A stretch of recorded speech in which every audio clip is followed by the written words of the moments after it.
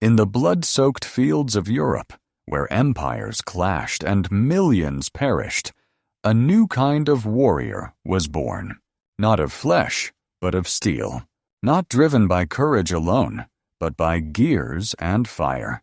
This is the story of the tanka machine that reshaped warfare, broke the stalemate of trenches, and became the iron fist of the 20th century. From the muddy hell of the Somme to the Blitzkrieg storms of World War II, the tank was more than a weapon. It was a revolution. In the early 20th century, Europe was a continent at war with itself. The Great War, as it was called, had descended into a brutal stalemate. Trenches stretched for hundreds of miles, from the North Sea to the Swiss border, where men lived and died in a quagmire of mud and blood. Machine guns, barbed wire, and artillery made movement impossible. A single advance could cost thousands of lives for a few yards of ground. The British, desperate to break the deadlock, turned to a radical idea. What if a machine could cross no man's land, withstand bullets, and crush barbed wire? The concept wasn't entirely new. Armored vehicles had been imagined before, but the scale and ambition were unprecedented. In secret workshops, under the code name Tank, to disguise their purpose as water carriers, engineers like William Tritton and Walter Wilson crafted a machine that would change warfare forever. The first tank, the Mark I, was a beast of necessity. Weighing 28 tons, it was a rhomboid-shaped monster, 26 feet long, clad in steel plates up to 12 millimeters thick. Its caterpillar tracks, inspired by agricultural tractors, allowed it to crawl over trenches and shell craters at a lumbering 3.7 miles per hour. Armed with 2 6-pounder guns and 4 machine guns, it was a fortress on tracks, crewed by 8 men who endured sweltering heat, toxic fumes, and deafening noise inside its iron belly. On September 15, 1916, at the Battle of Flers-Courcelette, the tank made its debut. 36 Mark I tanks rumbled onto the Somme battlefield. They were unreliable. Many broke down or got stuck, but their impact was immediate. German soldiers, unaccustomed to such machines, fled in terror. One British officer recalled a German prisoner stammering, "It was like facing the devil himself." The tanks advanced 2,000 yards, a small gain by today's standards, but a psychological earthquake in a war of inches. The tank was no miracle cure. Mechanical failures were rampant, and their slow speed made them vulnerable. But the seed was planted. The Iron Beast had arrived, and Europe's battlefields would never be the same. The Mark I was just the beginning. By 1917, Britain and France were refining their designs. The British introduced the Mark IV, with thicker armor and better reliability, while the French unveiled the Renault FT, a revolutionary light tank. Unlike the lumbering British behemoths, the Renault FT was agile, weighing only 6.5 tons, and featured a rotating turret A design that would become the standard for tanks worldwide. Its compact size and speed made it a favorite among French commanders, who saw it as a tool for rapid assaults. The Battle of Cambrai in November 1917 showcased the tank's potential. Over 400 British tanks, supported by artillery and infantry, punched through German lines, capturing 8,000 prisoners and 100 guns in a single day. It was a glimpse of what coordinated tank warfare could achieve, though German counterattacks later reclaimed much of the ground. The lesson was clear. Tanks, when used in numbers and with support, could shatter the stalemate. Germany, initially dismissive of tanks, scrambled to catch up. Their A7V, a 33-ton giant, debuted in 1918, but only 20 were built. It was too late to change the war's outcome. By November 1918, the armistice ended the Great War, but the tank's legacy was secure. It had proven its worth, and Europe's military minds were already dreaming of its future. The Great War ended, but the tank story was just beginning. In the uneasy peace that followed, Europe's armies began to reimagine warfare, not as a slog of trenches, but as a dance of machines. The Treaty of Versailles in 1919 crippled Germany's military, banning tanks and limiting its army. Yet, across Europe, the tank's potential captivated strategists. Britain, France, and the Soviet Union poured resources into new designs, while Germany secretly developed its armored forces in defiance of the treaty, training in remote fields and collaborating with the Soviets. In Britain, theorists like J.F.C. Fuller and Basil Liddell Hart championed the idea of mechanized warfare. Fuller envisioned tanks as the spearhead of fast-moving armies, breaking through enemy lines and disrupting their rear. France, meanwhile, built the massive Maginot Line, a defensive fortress, but also developed tanks like the Char B-1, a heavily armored beast designed to hold ground. In Germany, a young officer named Heinz Guderian studied British theories and saw tanks as the key to a new strategy, Blitzkrieg, or lightning war.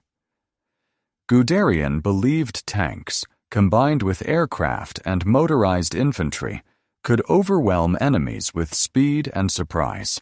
Secretly, Germany tested prototypes like the Panzer I and II, light tanks designed for training but soon adapted for combat. The Soviet Union, too, embraced tanks.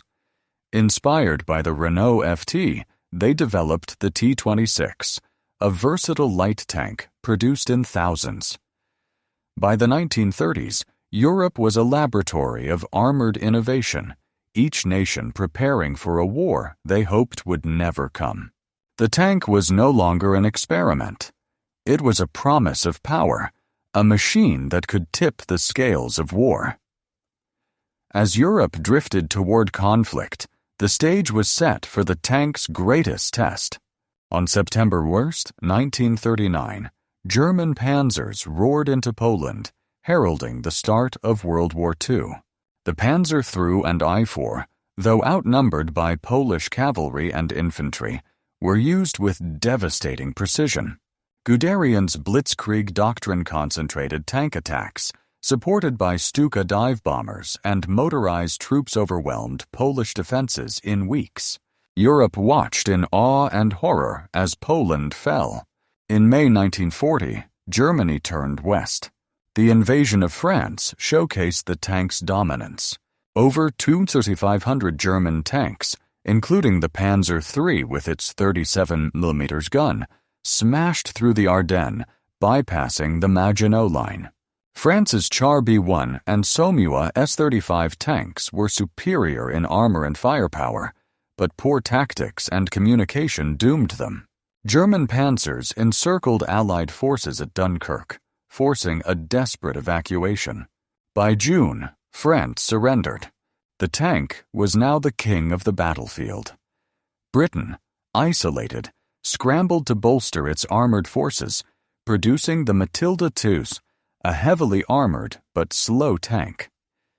Meanwhile, Germany prepared for its greatest gamble, Operation Barbarossa, the invasion of the Soviet Union. The tank had become the symbol of modern warfast, relentless, unstoppable. But on the vast plains of Russia, it would face its ultimate challenge. On June 22, 1941, over 3,000 German tanks surged into the Soviet Union, spearheading a front stretching some 800 miles.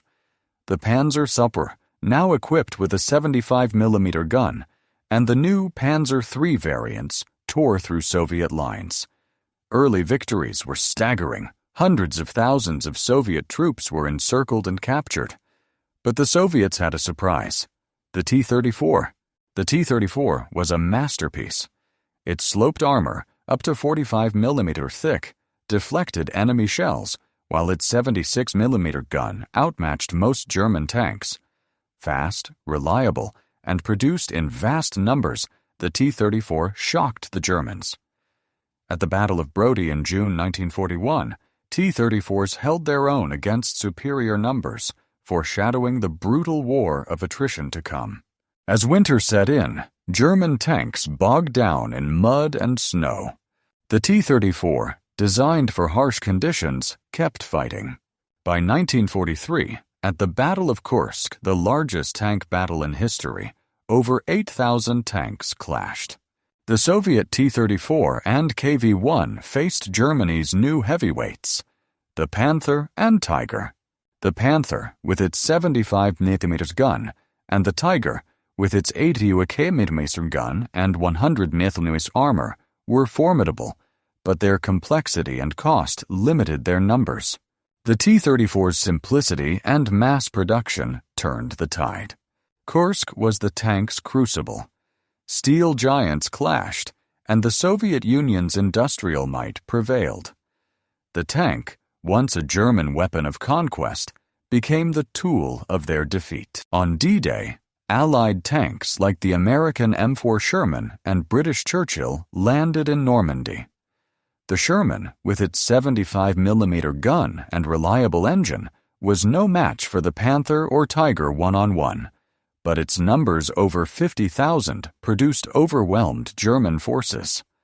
The Churchill, with its thick armor, excelled in close combat, clearing hedgerows and bunkers. Germany's tanks, now including the fearsome King Tiger, were engineering marvels but plagued by mechanical issues and fuel shortages. Allied air superiority and relentless tank production eroded German defenses. By 1945, as Shermans and T-34s closed in from east and west, Germany's armored dreams collapsed. The tank had carried the Allies to victory, but at a cost.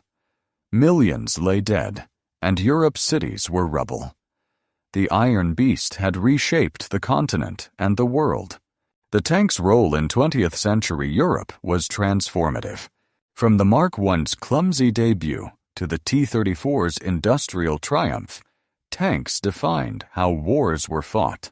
They broke trenches, enabled Blitzkrieg, and powered the Allied victory. Post-war, tanks like the Soviet T-55 and British Centurion dominated Cold War arsenals, while NATO and Warsaw Pact forces built thousands for a war that never came. Today, tanks remain a cornerstone of military strategy, though drones and missiles challenge their dominance. In Ukraine, T-72s and modern Leopard 2s echo the battles of the past, proving the tank's enduring relevance. Museums across Europe, from Bovington in the UK to Kubinka in Russia, preserve these iron beasts, reminders of a century defined by their power. The tank was born in Europe's darkest hours, a machine of destruction that carried both terror and hope. It broke empires, liberated nations, and left scars that still mark the land. As we walk these fields today, where steel once roared, we remember the cost of progress and the weight of peace. The Iron Beast sleeps, but its story lives on. A testament to human ingenuity and a warning of what we are capable of